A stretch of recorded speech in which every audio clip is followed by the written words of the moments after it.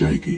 2018 में जब मैं 14 साल की थी और मैट्रिक में जाने वाली थी, तब मैंने अपने अम्मी अबू से एक सेपरेट रूम की जिद की थी, क्योंकि उससे पहले हम बहन भाई अम्मी अबू एक ही कमरे में सोते थे। मैं सबसे बड़ी थी बहन भाइयों में, तो अब्बू ने मेरी ये बात मान ली, पर मेरी अम्मी इस बात के खिलाफ थी। खैर जैसे जैसे करके मैंने अपना रूम सेट किया।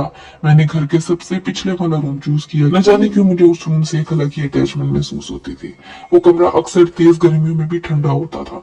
जब मैं वहां उस रूम में शिफ्ट हुई तो पहले के दिन तो नॉर्मल गुजरे, कोई मसला नहीं हुआ।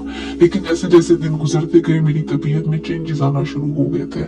मैं हमेशा कमरे में लाइट्स ऑफ करके रखती थी, चाहे दिन हो या रात हो। मैं कभी कभार ही रूम से बाहर निकलती थी। उसके साथ साथ मुझे उस रूम में एक मेरे जैसी एक लड़की और एक आदमी के होने का स्ट्रॉन्ग एहसास होता था कि जैसे वो आस पास ही हो। मुझे हमेशा ये फील होता था कि वहाँ कोई मुझे कॉन्स्टेंटली घूर रहा है। खैर मैं चीजों को इग्नोर करती थी, क्योंकि मुझे उस वक्त ज्यादा डर नहीं लगता था और ये मेरी जिद होती थी कि ये रूम मेरा है और मैं ही यहाँ की मालिकिन हूँ। फिर मैं अल्लाह का नाम पढ़ के सो जाती थी। मेरी रोजाना की रूटीन ऐसी बन चुकी थी कि मैं सारा दिन उसी रूम में रहती थी। ये बात मेरे पेरेंट्स को बिल्कुल पसंद नहीं थी, पर मैं जिद्दी थी और उनकी बात नहीं मानती थी।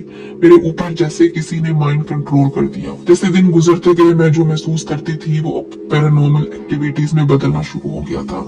मेरे कपबोर्ड्स मेरी आंखों के सामने ही खुलते और बंद होते थे, जो कि इम्पॉसिबल है क्योंकि उनका लॉक खोलना पड़ता था। चीजें मेरी आंखों के सामने गुम हो जाती थी और फिर वहीं से मिलती थी।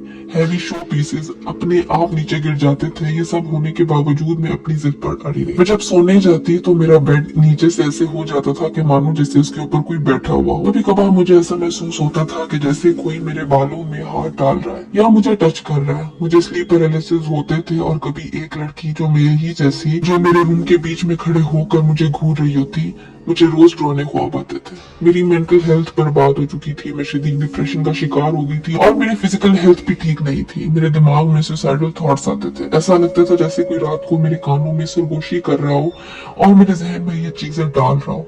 उस वक्त इतनी